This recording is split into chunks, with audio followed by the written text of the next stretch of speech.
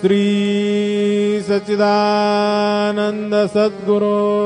साईनाथ महाराज की जय। ओम अश्वस्य दवाव्रजनाशगना धूपयामि देवाय जने पृथिव्याः मखाय तवामकस्य तवा शीर्षणे धूपमाख्रापयामि चन्द्रमा अप्सवन्तरासु पर्णो धावति दिवि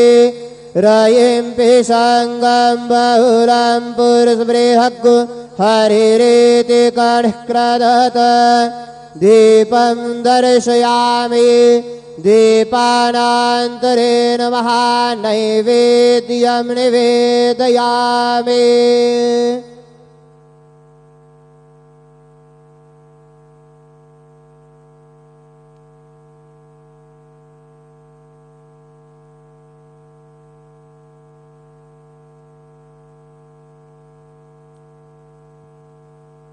ओम प्रजापतेन तवदेतान्यन्योऽप्यशवारूपाणि परिता बभूव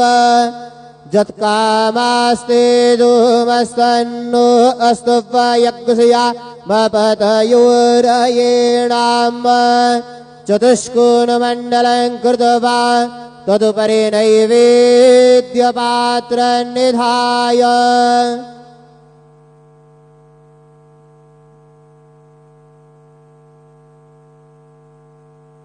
गायत्री मंत्रेण पात्रां संप्रोक्ष धेनुमदरामृते कृतया ग्रासमदरां प्रादर्शेत सतयन्त्वरदेन परिकिञ्चामि। ॐ प्राणाय स्वाहा ॐ अपानाय स्वाहा ॐ व्यानाय स्वाहा ॐ उदानाय स्वाहा ॐ समानाय स्वाहा ॐ ब्रह्मणे नमः।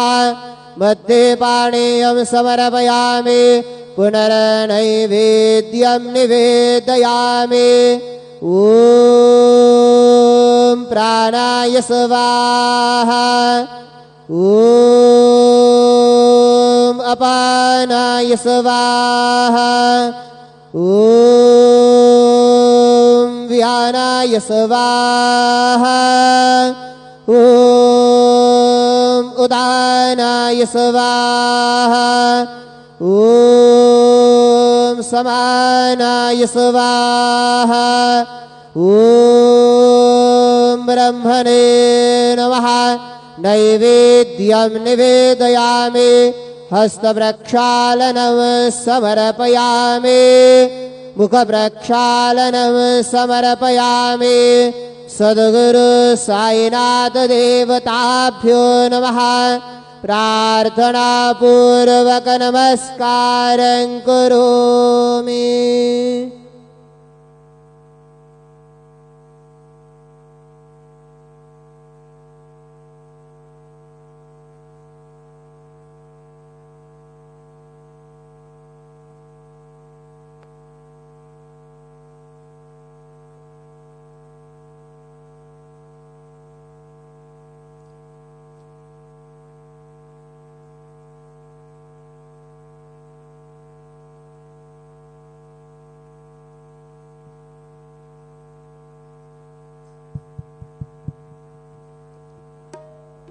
आता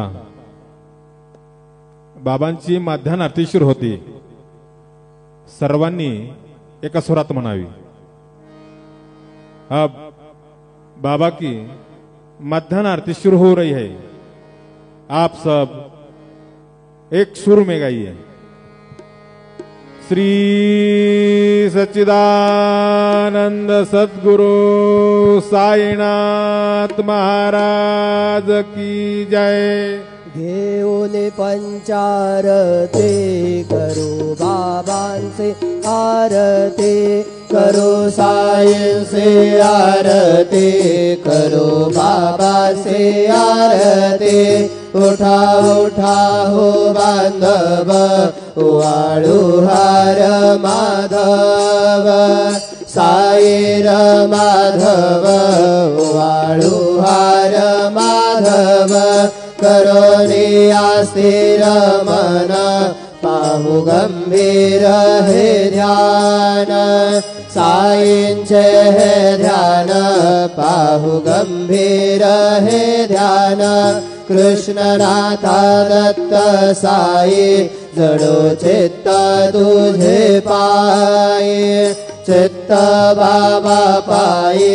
जडो चित्त तुझे पायी आरती साई बाबा सौख्यदातार जीवा चरण रजातले द्यावा दासा विसावा भक्ता विसावा आरती साई बाबा जाळूने आनंग सस्वरूपी राहे दंग गोमोक्ष जनादावी निज डोळा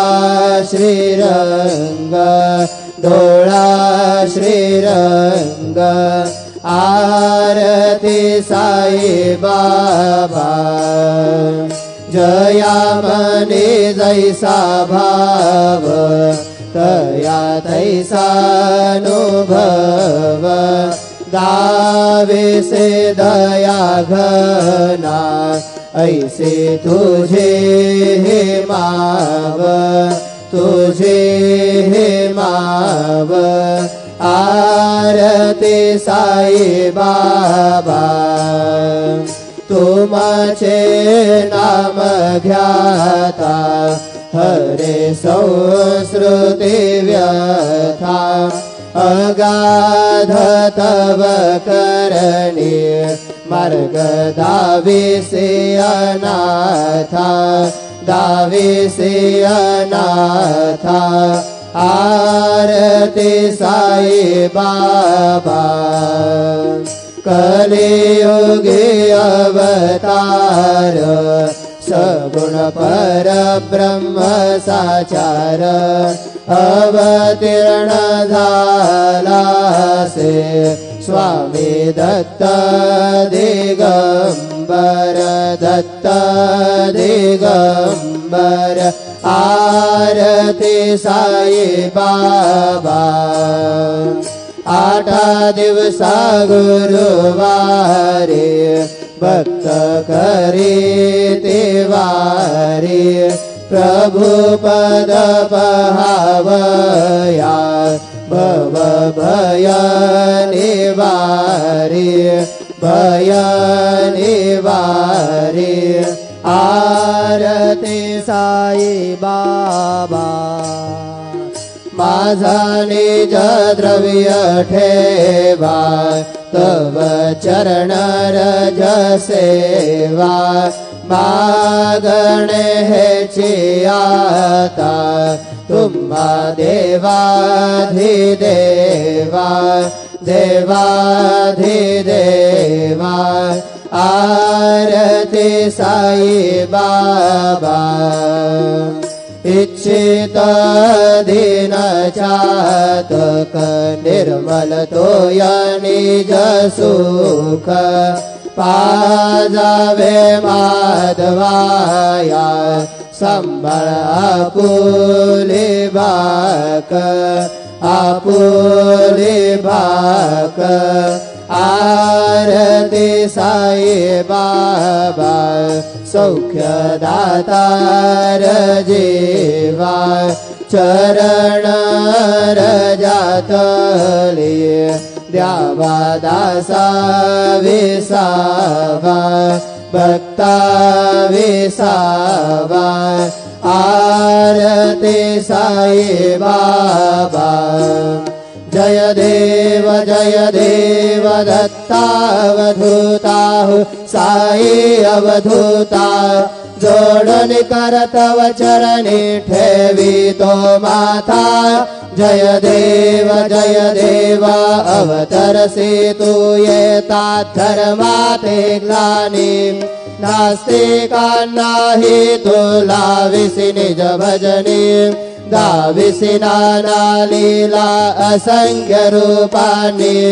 हरसी दीनांचे तू संकट दिन रजनी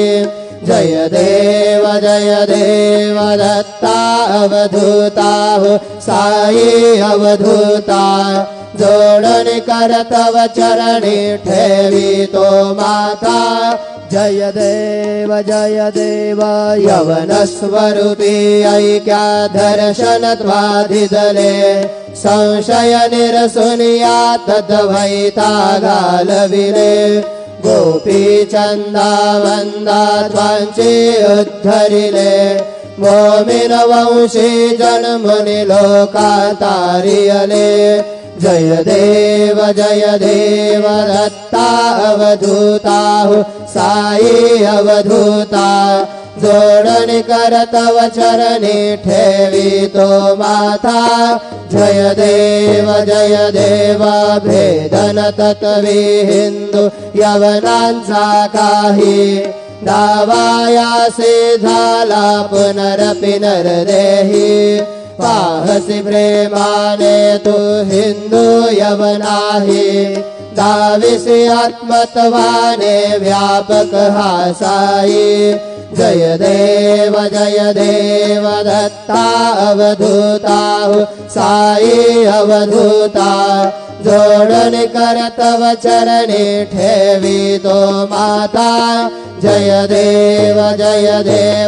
देवा साई नादा त्वत्पदनत भावे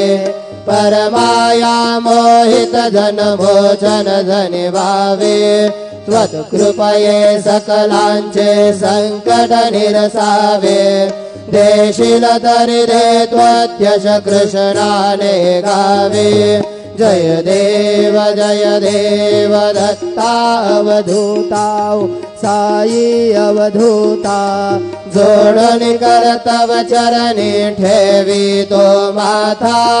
जय देव शिर्डी माझे पंढरपूर साई बाबा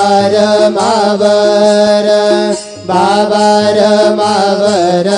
साई बाबा मावर शुद्ध भक्ति चंद्र भागा भाव पुंडलिक जागा भाव पुंडलिक जागा याहो अवघे जन करू बाबा से वंदन साई से वंदन करू बाबा से वंदन गणु मने बाबा साई गाव पाव माझे आई धाव पाव माझे आई घालेन लोटांगण बंदीन चरण डोळ्याने पाहिन रूप तुझे प्रेमे आलिंगन अनन्य पूजन भावे उवाळीन म्हणे नाम त्वमेव माता पिता त्वमेव बंधु सखा त्वमेव विद्या द्रविण त्वमेव सर्वं मम देव कायेन वाचा मनसेन्द्रियेण वा बुद्ध्यात्मना वा प्रकृति स्वभाव करोमि यत् सकलं परस्मै नारायणाय समर्पयामि अच्युतं केशवं रमणारायणं कृष्णदामोदरं वासुदेवं हरिधरं माधवं गोपिकावल्लभं जानकीनायकं रामचन्द्र भजे हरे राम राम राम हरे हरे हरे कृष्ण कृष्ण कृष्ण हरे हरे श्री गुरुदेव दत्त हरि ओम यज्ञेन यज्ञमयजन्त देवा स्थानि धर्माणि प्रथमान्यासन् देहनागं महिमानः सजन्त यत्र पूर्वे साध्या सन्ति देवाः ॐ राजाधिराजाय प्रसह्य साहिने नमो वयं वै श्रवणाय कुर्महे समे कामान कामकामाय मह्यं कामेश्वरो वै श्रवणो दधातु कुबेराय वै श्रवणाय महाराजाय नमः ॐ स्वस्ति साम्राज्यं भोज्यं स्वराज्यं वैराज्यं पारमेष्ठमराज्यं महाराज्यमाधिपत्यमयं समन्तपर्याः ईस्यात् सार्वभौमः सार्वा ईशान्तार्धात् पृथिव्यै समुद्रपर्यन्ताय एकराडिदप्येशलोक विगीतो मरुतः परवेष्टारो मरुतस्यावसङ्ग्रहे आवीक्षितस्य कामपरेर्विश्वे देवाः सभासदयति श्रीनारायण वासुदेवाय सच्चिदानन्द सद्गुरु साईनाथ महाराज की जय। अनंता तुलाते कसे रे स्तवावे अनंता तुलाते कसे रे नमावे अनंता मुखांचा शेष गाता नमस्कार साष्टांग श्री साईनाथा स्मरावे मनित्वत्पदानित्य भावे पुरावे तरी भक्तीसाठी स्वभावे तरावे जगातारुणे मायताता नमस्कार साष्टांग श्री साईनाथा वसे जो सदा भया संत लीला दिसे आद्य लोकान् परि जो जनाला परि अंतरिद्यान कैवल्यदाता नमस्कार साष्टांग श्री साईनाथा वरालाधला जन्म महामानवाचा नरासार्थका साधने भूत साचा धरू साई प्रेमा गळाया अहंता नमस्कार साष्टांग श्री साईनाथा धरावे करे सान अल्पज्ञ बाला करावे अमाधन्य चुंबो निघाला मुखी घाल प्रेमे खरा ग्रास आता नमस्कार साष्टांग श्री साईनाथा सुराधिक ज्यांच्या पदावंदिताती सुखाधिक जाते समानत्व देते प्रयागादि तीर्थे पदी नम्र होता नमस्कार साष्टांग श्री साईनाथा तुझा ज्या पदा पाहता गोपबाली सदा रंगलीचे स्वरूपी मिळाले करी रास क्रीडा सवे कृष्णनाथा नमस्कार साष्टांग श्री साईनाथा तुला मागतो मागणे एक द्यावे करा जोडितो दीन अत्यंत भावे भवी मोहनी राजहातारी आता नमस्कार साष्टांग श्री साईनाथा ऐसा ये बासाई दिगंबरा अक्षय रूप अवतारा सर्व हि व्यापक तो श्रुति सारा धनुषया त्रिकुमारा बाबा ये बा काशी स्नान जप प्रतिदिवसे कोल्हापुर वीक्षेसि निर्मल नदी तुंगा जलप्राशी निद्रामाहुर देशे ऐसा ये बा झोळे लोंबत से वाम करे त्रिशूल डमरुधारी भक्ता वरद सदा सुखकारी देश मुक्ति चारी ऐसा ये बा पाये पादुका जपमाला कमंडलो मृगछाला धारण करे सेवा नाग जटा मुकुट शोभतो माथा ऐसा ये बा तत्पर तुझाया जे ध्याने अक्षय त्यांचे सदने लक्ष्मी वास करे दिन रजनी रक्षसी संकट वारुणी ऐसा ये बा या पर ध्यान तुझे गुरुराया दृश्य करे नयनाया पूर्णानंद सुखे ही काया लावेसे हरि गुण गाया ऐसा ये बा साई दिगंबरा अक्षय रूप अवतारा सर्व व्यापक तू श्रुति सारा अनुसया त्रिकुमारा बाबा ये बा सदा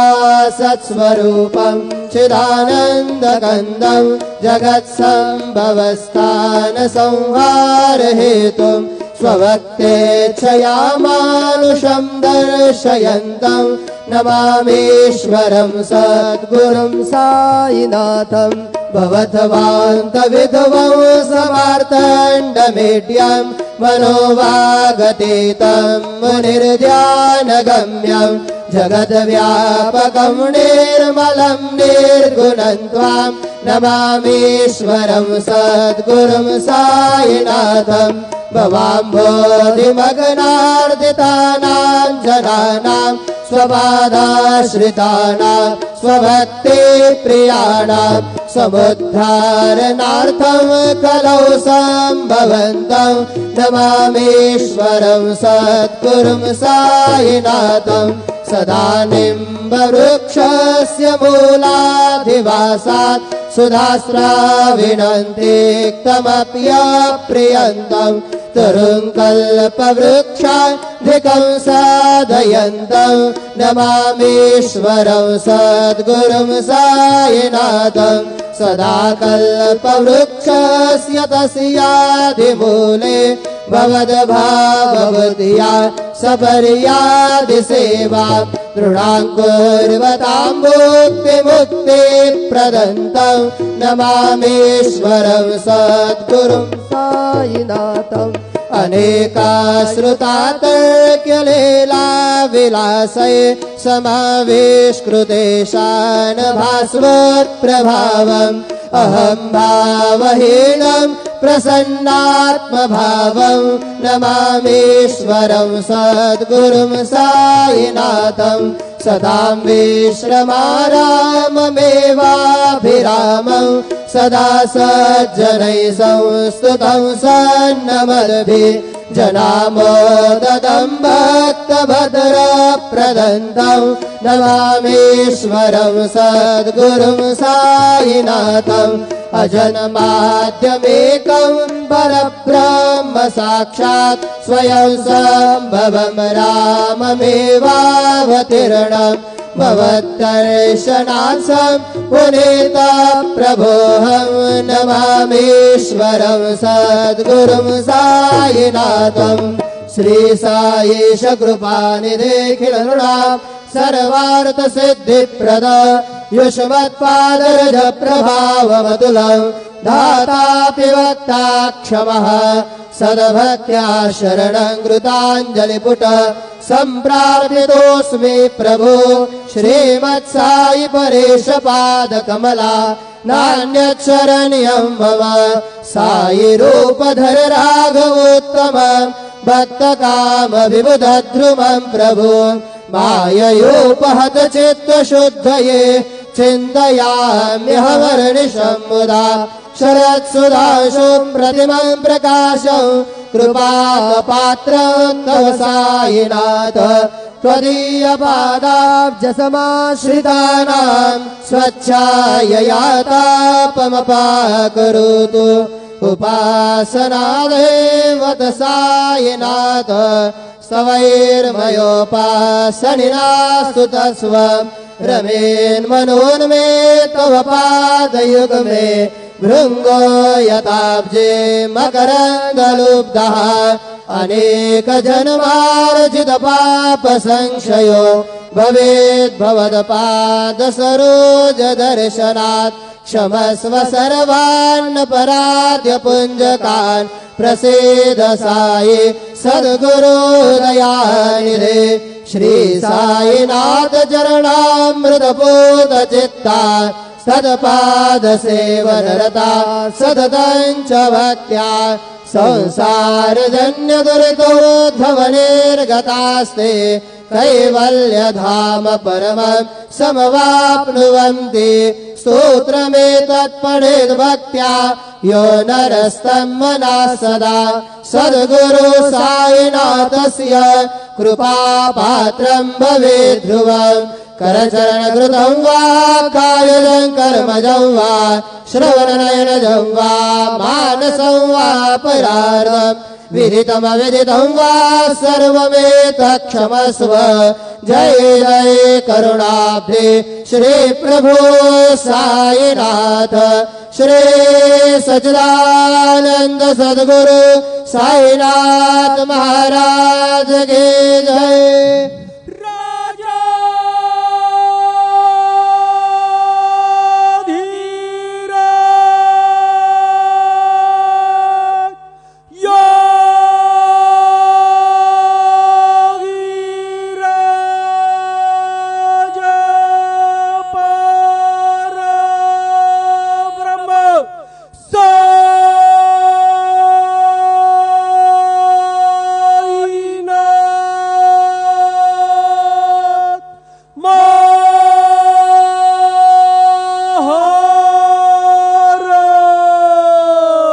श्री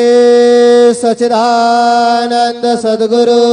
साईनाथ महाराज की जय।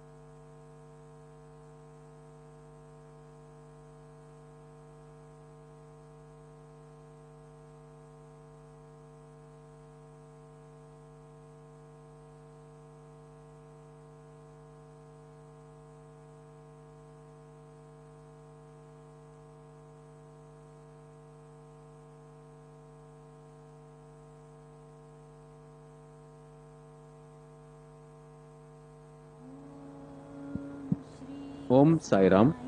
श्री साईबाबा संस्थान विश्वस्त व्यवस्था शिर्डी आलेल्या सर्व साईभक्तांचे सहर्ष स्वागत करीत आहे. 10 वर्ष वयांच्या आतील व 65 वर्ष वयांपेक्षा जास्त वयांचे व्यक्ती, गर्भवती महिला तसेच आजारी व्यक्तींना दर्शन रांगेत प्रवेश दिला जाणार नाही. श्रींचे दर्शनाकरिता बायोमेट्रिक पास घेऊनच गेट क्रमांक 2 ने प्रवेश करावा. प्रत्येक साईभक्तांनी मास्क लावणे बंधनकारक आहे. दर्शन लाईनमध्ये संस्थांमार्फत सॅनिटायझरची व्यवस्था केलेली आहे, त्याचा उपयोग करावा. साईभक्तांनी दर्शन रांग व मंदिर परिसरात आपापसांमध्ये किमान 6 फुटांचे अंतर ठेवावे. श्रींचे दर्शनास येताना हार, फुले, प्रसाद व अन्य वस्तू घेऊन येऊ नये. श्रींचे समाधी मंदिरात साईभक्तांनी हात जोडूनच दर्शन घ्यावे.